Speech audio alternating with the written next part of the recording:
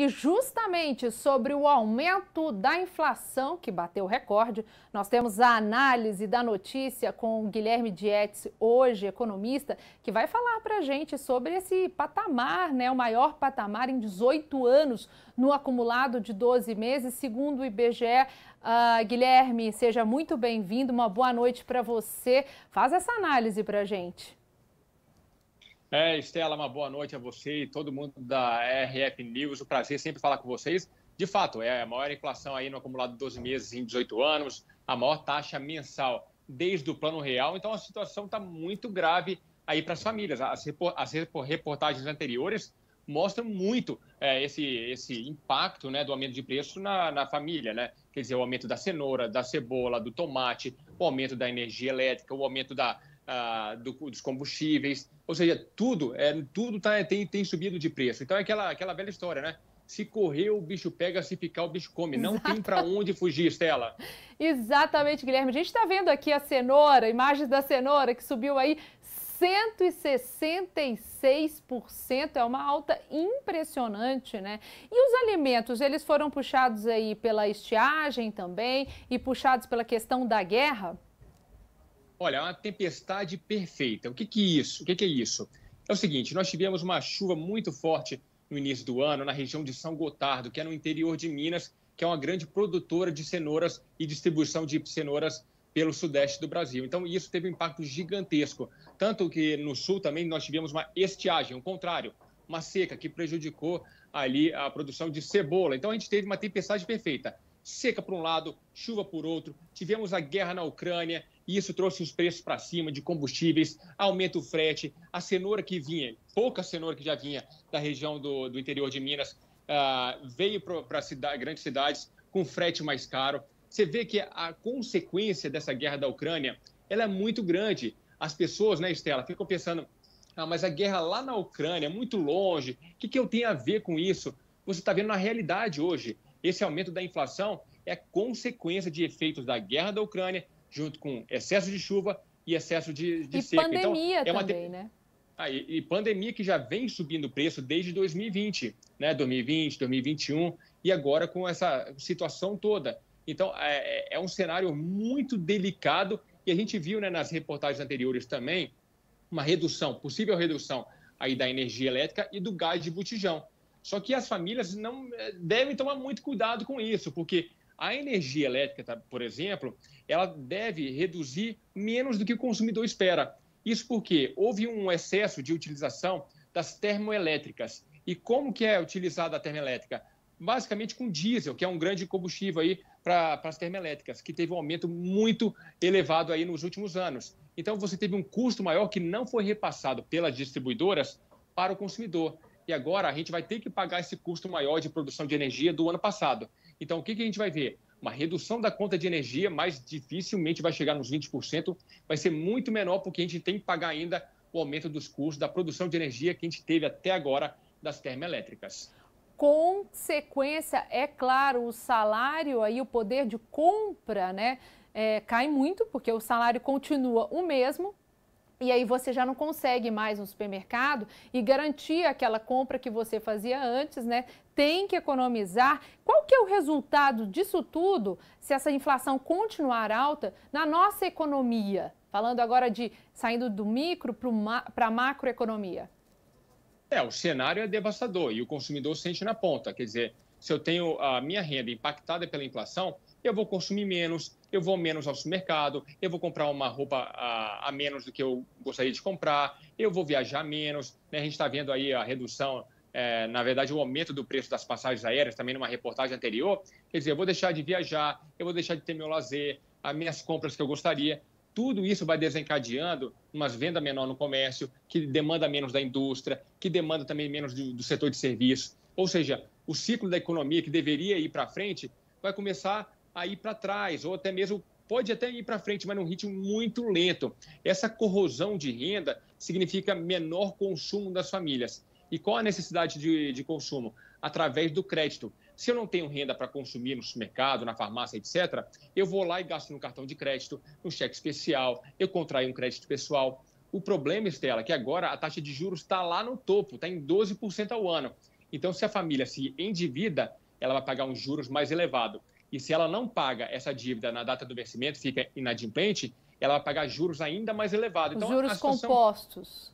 Os Juros famosos compostos. juros compostos que daí quebram a família brasileira. Nós mostramos aqui uma pesquisa que mostrou que 65 milhões de brasileiros estão endividados. A gente falou sobre isso, inclusive mostramos aqui como negociar as dívidas. Então é importante esse alerta. Nesse momento de inflação é melhor ter cautela, né, com um financiamento, né? E isso tudo, como as pessoas vão ter mais cautela, não faz a economia girar. E aí a gente tem um problema no final, né, Guilherme? E como no final dessa roda toda. E você não consegue dar tração, né? Você não consegue fazer essa roda girar, porque você não tem esse crédito estimulado para o consumo. Você está contraindo crédito para pagar contas em atraso, para contas do dia a dia, mas coisa muito pequena. Você não está contraindo crédito para evolução da economia, o que seria o ideal, né? E numa reportagem anterior, estou sempre comentando aqui a reportagem anterior, porque eu estou acompanhando o jornal sobre o crédito, né, do FGTS até R$1.000. Né? Às vezes eu leio nas notícias, qual a dica, né, para utilizar esse recurso? É para investir? Fala assim, quem vai investir R$1.000 hoje com uma inflação de 1,6%, 13% em 12 meses? As pessoas estão com dificuldade do dia a dia. Então, quem tiver a oportunidade hoje, né, de captar esse recurso aí da Caixa, através do aplicativo Caixa Tem, paga a sua conta atrasada, principalmente aquelas com juros mais elevados. Boa dica. No cartão de crédito? É no cartão de crédito? Vai lá e quita essa dívida. É no cheque especial? Quita essa dívida também. Tira aquelas dívidas com juros mais elevados e deixa aquelas de juros mais baixos. Aí, liquidou essa dívida anterior? Vamos para o consumo. Gaste mais no supermercado, gaste mais em farmácia, no que você precisa no seu dia a dia. Agora, né, Estela, aquela família que já pagou a dívida, já conseguiu consumir e está sobrando um pouquinho, aí você pode pensar em investimento com a taxa de juros mais elevada. Mas aí a gente está falando, de um percentual muito pequeno da população, porque a maioria está sofrendo a cada dia, cada ida ao supermercado. Sem dúvida. E sobre o dólar, né? Nós mostramos aqui no jornal também que o dólar vinha caindo e agora voltou ali a subir um pouco nesses 2 dias. Isso se deve à questão dos Estados Unidos, né? O provável aumento da taxa de juros nos Estados Unidos? Isso tem sempre um murmurinho, né, de aumento da taxa de juros nos Estados Unidos e o reflexo. É importante o telespectador entender o porquê que o aumento da taxa de juros nos Estados Unidos tem esse reflexo no câmbio. Porque se eu aumento a atratividade de um país que é muito importante para a economia mundial, eu tiro recursos do Brasil e de outras economias e levo para os Estados Unidos. Ou seja, eu valorizo o dólar porque tem mais procura. À medida que o que a gente está tendo no Brasil? A taxa de juros nossa está em 12% e deve chegar a 13%. Isso você vai aumentar a atratividade de recursos do exterior para o Brasil, trazendo uma valorização para a nossa moeda. Então, por mais que haja essa desvalorização aqui pontual, a tendência de longo prazo é uma valorização do nosso real, indo para a casa dos 4,50. Então, a nossa tendência é de valorização da moeda por conta desse diferencial de juros. Vale lembrar também, Estela, porque a gente passou muito tempo com câmbio acima... Então, o dólar não vai ter uma alta ainda, deve ter queda? Você acredita que ainda a gente vai ter queda do dólar mais para frente? Continuando aí a guerra, daí atraindo mesmo esses investidores para o Brasil? Eu acredito que sim, Estela. Primeiro, porque você tem um aumento dos juros no Brasil. Isso atrai muito capital estrangeiro para o país, ou seja, valoriza a nossa moeda. Você tem um aumento do preço das commodities, como soja, milho, trigo, minério de ferro e etc. Então, você precisa comprar do Brasil. Aí vem o chinês comprar do Brasil, o americano comprar do Brasil e precisa comprar aqui em real. Então, você valoriza a nossa moeda. Além disso, você tem, como você bem colocou, Estela, a Rússia lá com todos os problemas.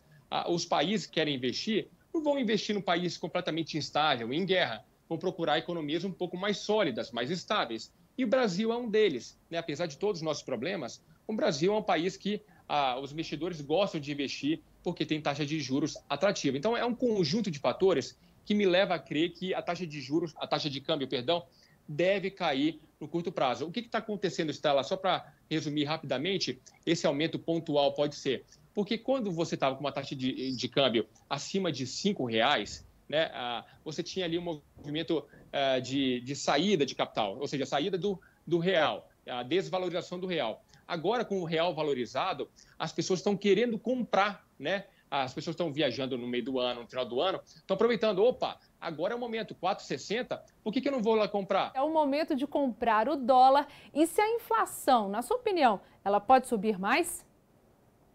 Olha, Estela, a questão de comprar dólar, o que a gente sempre indica é ir comprando aos poucos. Vai fazendo o seu câmbio médio ao longo do tempo. Se ele cair muito, pelo menos você já foi comprando com ele caindo. E se ele subir demais, pelo menos você já amenizou comprando aos pouquinhos, um pouco mais baixo. Então, sempre a dica nesse momento é ir comprando aos poucos. Agora, vai continuar aumentando aí nos próximos meses. A gente viu agora no mês de março. Perdão, Estela. O quê? A gente teve o seu sinal variou aqui, mas pode falar, pode continuar. Não, sobre a inflação, rapidamente aqui para a gente fechar, no mês de março a gente trouxe toda a consequência da guerra da Ucrânia. Agora, a partir de abril, a gente vai ver efeitos residuais, um pouco menores. Então, a gente tem o reajuste dos medicamentos que vai impactar na saúde.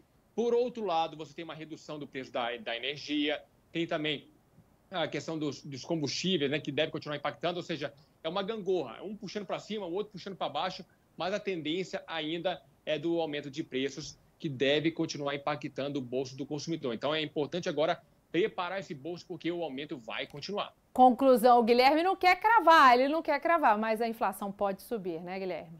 Essa é a conclusão. Vai subir certamente, só que um ritmo menor do que a gente teve no mês de março. O grande impacto da crise da Ucrânia foi agora. Agora vai ter aumentos residuais, um pouco menores do que a gente teve no mês de março. Tá certo, Guilherme. Muito obrigada pelas suas informações. Agora você pode aproveitar a sua sexta-feira. Bom descanso.